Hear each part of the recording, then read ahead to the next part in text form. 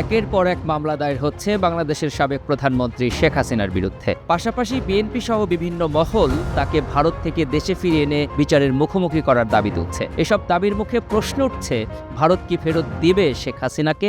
That is that the Prime Minister, Sheikh Hasina, should step down. আর doctor ইউনূসের অন্তর্বর্তী সরকারও যে হাসিনাকে ফেরাতে ইচ্ছুক তার অনেকটা আভাস পাওয়া গেছে। গেল 15 আগস্ট ব্রিটিশ সংবাদ মাধ্যম রয়টার্সকে সাক্ষাৎকার দেন পররাষ্ট্র উপদেষ্টা তৌহিদ হোসেন। আইন মন্ত্রণালয় যদি বলে যে তাকে ফিরিয়ে আনার জন্য চিঠি দেন, আমি দেব। তিনি বলেন, শেখ হাসিনার বিরুদ্ধে অনেক মামলা হচ্ছে। স্বরাষ্ট্র ও আইন মন্ত্রণালয় যদি সিদ্ধান্ত নেয় তাহলে শেখ হাসিনাকে ফেরত পাঠাতে ভারতকে অনুরোধ করতে হবে।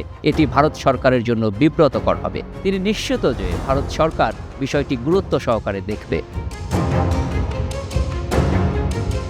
তবে শেখ হাসিনাকে দেশে ফিরিয়ে আনা কি আদৌ সম্ভব? ভারত কি দীর্ঘদিনের মিত্র হাসিনাকে ফিরিয়ে দেবে? এমন সব প্রশ্নের উত্তর দিয়ে একটি প্রতিবেদন প্রকাশ করেছে ভারতীয় সংবাদ মাধ্যম ইন্ডিয়ান এক্সপ্রেস। পত্রিকাটি বাংলাদেশ ও ভারতের মধ্যে স্বাক্ষরিত বন্দি বিনিময় চুক্তির বিষয়টি উল্লেখ করে।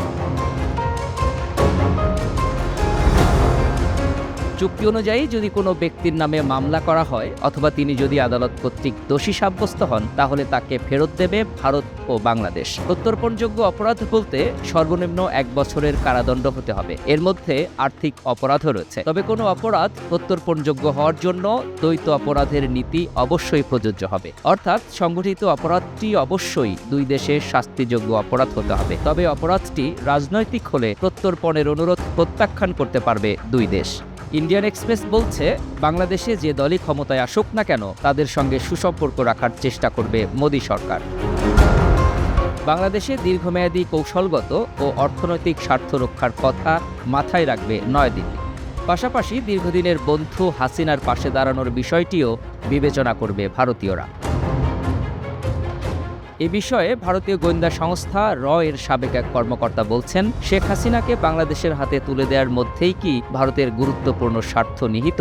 না, বিষয়টি এমন নয়। চুক্তির বৈধতা কোনো ব্যাপার না। উভয় পক্ষের আইনজীবী রয়েছে। সেখানে প্রশাসন ও সামরিক বাহিনী রয়েছে যারা ভারতের সঙ্গে বাংলাদেশের সম্পর্ককে মূল্য দেয়। তাই আমাদের একটি শক্তিশালী পক্ষ রয়েছে যারা সুসম্পর্কের পক্ষে। অন্যদিকে আরও কয়েকজন ভারতীয় প্রতিরক্ষা কর্মকর্তা বলছেন, কোনো দেশ তাদের জাতীয় স্বার্থের বিরুদ্ধে গিয়ে বন্দি বিনিময় করে না। এটা চুক্তি থাক বা না থাক, তবে যা কিছু হবে সেটা রাজনৈতিকভাবে হবে। আন্তর্জাতিক ডেস্ক, 52 টিভি।